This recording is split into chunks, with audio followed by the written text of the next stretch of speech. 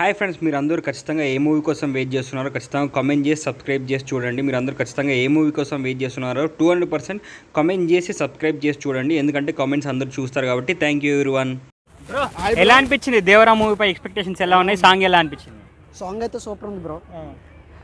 ఓహు మించి ఉంది సాంగ్. అనిరుద్ధ్ అన్న గట్టి చేసిండు. అంటే బ్రో ఇప్పుడు చాలా మంది అనేది ఏంటంటే లిరిక్స్ అర్థం కాలేదు, బాగాలేదు అన్న ట్రోల్స్ వచ్చాయి కదా, వాళ్ళకి ఏం చెప్తారు మరి? పాయిజన్ అనేది స్లో ఎక్కుతుంది కదా బ్రో, ఒకేసారి ఎక్కదు కదా. సో ఇది కూడా పాయిజన్ లాంటి. అంటే ఇంకొకటి ఏంటంటే అనిరుద్ధ్ తమిళ వాళ్ళకి ఇచ్చినట్టు తెలుగు వాళ్ళకి ఇవ్వట్లేదు అంతలా అంటున్నారు కదా. జస్ట్ రోమర్స్ బ్రో అవి. మొత్తం సాంగ్స్ అన్ని రిలీజ్ అయ్యాక అర్థమవుతుంది కదా. సో ఈసారి దేవర మూవీ ఎలా ఉండబోతుంది అనుకుంటున్నారు బ్రో మీరు? నెక్స్ట్ లెవెల్ ఉంటుంది బ్రో.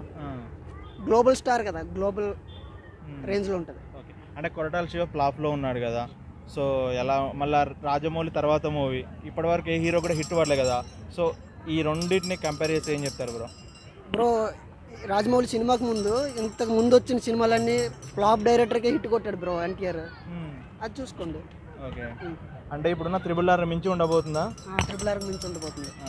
ఎన్టీఆర్ గారు సింగిల్గా వచ్చి కూడా చాలా ఇయర్స్ అవుతుంది కదా, సో ఈసారి మళ్ళీ సింగిల్గా రాబోతున్నాడు కదా, సింగిల్ మూవీ తోటి. సార్ రచ్చ కానీ ఆ వైబ్ కానీ ఎలా ఉండబోతుంది?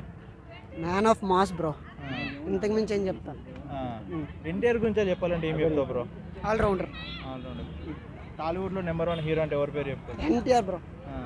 ఎన్టీఆర్ గురించి నువ్వేం చెప్తావు బ్రో? ఎన్టీఆర్ గురించి చెప్పడానికి ఏం లేదు బ్రో. ఫస్ట్ ఆఫ్ ఆల్ నువ్వు అడగడమే రాంగ్.